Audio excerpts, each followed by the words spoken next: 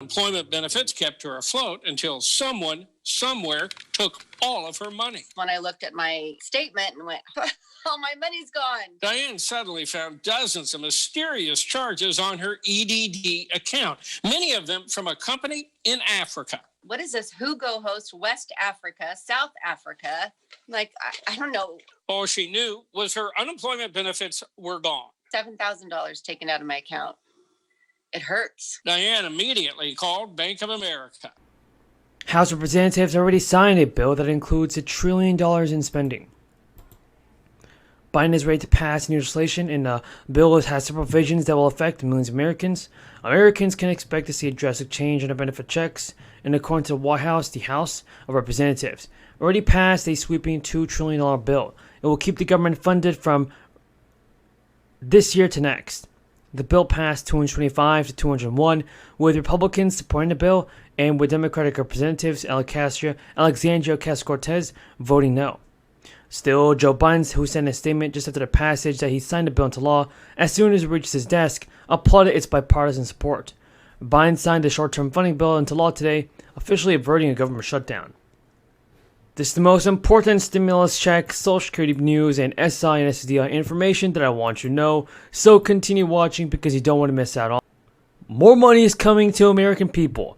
An exact date has been announced for a one-time direct deposit of a bonus payment. A check is going to be worth at least $600, set to go out to thousands of eligible Americans. And here's some exciting news. Thousands of city employees in Denver see a $600 bonus, which the city council approved this week amid a staffing shortage. The new bonus is expected to cover roughly 8,300 of the city's people. It will lead to the government spending about $6 million in the state. The new bonuses are expected to go out after this week and no later than the end of the month.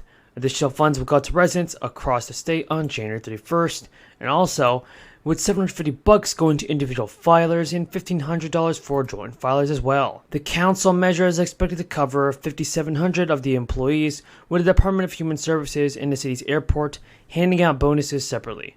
The funds will come from city savings that are stored up after the city failed to fill certain roles. According to officials, the bonuses are an appreciation for the service in 2022 when staffing shortages continue to impact departments and agencies across the city. Other workers got triple bonuses, double overtime pay, pay adjustments, and temporary retention bonuses due to problems with staffing. So now, also in the state of California, and according to the California Franchise Tax Board, the state has already issued $7.5 billion in middle-class tax refunds. 6.9 million payments have been sent out via direct deposit, 6 million also in direct deposit checks. Because according to state officials, the bonuses are an appreciation for services in 2022. So, economists have been forecasting a recession for months now. Now most of them are already starting to appear up. Whether it's deep or shallow, it's up for debate, but the idea for the economy going into a period of recession is pretty much the consensus. So, Mark Zandi, a chief economist, told CNBC, when you have high inflation and the Fed is jacking up interest rates to quell inflation, it results in a downturn or a recession. When inflation picks up and the Fed responds by pushing up interest rates again, the economy ultimately caves into the underweight of higher interest rates. The Fed has already a serious problem with inflation. It forecasts additional rate hikes up to about 5.7% by early next year, and economists expected to maintain those high rates to control inflation.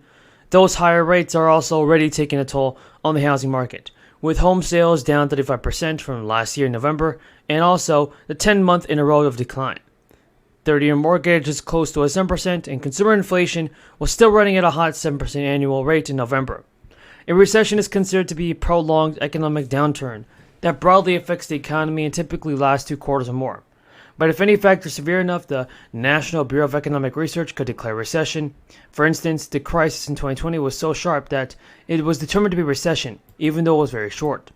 The Federal Reserve's latest economic projections show the economy growing at a pace of 5%, so at least some progress is being made for this. Please proceed. You're recognized for 2 hours. Thank you, Chairman Carper, and thank you very much for holding this hearing. So, giant corporations use bad trade deals to pad their profits and to chip away at protection for workers and for consumers. And now that the U.S. and other governments are trying to rein in big tech, their lobbyists and lawyers are trying to rig digital trade rules to undermine those new regulatory laws. They wrote some of the digital rules in the new NAFTA agreement, and now they're trying to rig the new Indo-Pacific Economic Framework negotiations as well. So take artificial intelligence, or AI. Companies increasingly rely on AI, even though AI, for example, can discriminate systematically, rejecting a job or loan for an applicant for having a black-sounding name, or penalizing a worker for a disability, or misidentifying women of color in police footage. This raises big concerns, and Congress and regulators are now taking a very close look at what's going on. But big tech wants to keep its code in a black box where nobody gets to look at it.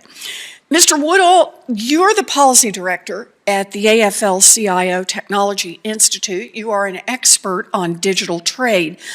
Under the source code secrecy rules that big tech is now pushing as part of its digital trade agenda, could Congress pass pending legislation requiring that companies submit their AI code to ensure everyone is paying their fair share of taxes? And the emerging plan largely centers around new taxes on business owners. The plan's backers pitch it as a way to close a tax loophole on the richest Americans. The proposal would reportedly expand the current tax on these businesses to apply to active owners who make more than $400,000 annually, levying a 3.8% tax on currently untaxed earnings. The budget watchdogs over at the Center for a Responsible Federal Budget estimate that broadening this tax could raise over $200 billion over the next decade, substantially shoring up Medicare's deficit. The Tax Foundation estimates that those two changes together bring in north of $300 billion to the Treasury over the next decade. And Democratic Senator Chris Sinema could block tax hike proposals, and her vote is crucial for passage of any deal, and she has opposed proposals to raise taxes throughout the negotiations. And millions of dollars in new stimulus checks, everybody, will begin to be issued to all residents in several states and cities. Many Americans can expect a brand new relief payment in just a few weeks. And to combat rampant inflation and guard against the growing threat of recession, an increasing number of states and cities across the U.S. are sending tax rebates or inflation checks to eligible residents. The South Carolina governor has signed legislation to send taxpayers up to $800 by the end of 2022. And many South Carolina taxpayers get hundreds of dollars in a one-time rebate this year. Only people in South Carolina who paid state income tax will receive a rebate, which is around 1.5 million filers. About 44% of filers who do not pay state income taxes will now receive a rebate. The rebates will cost the state about $1 billion, and the State Department of Revenue must issue the rebates by the end of the year. And state lawmakers also passed an income tax cut bill, which reduced the number of income tax rates from 5 to 2, and immediately cuts the top rate from 7 to 6.5%. The top rate will be reduced to 6% over a span of 5 years.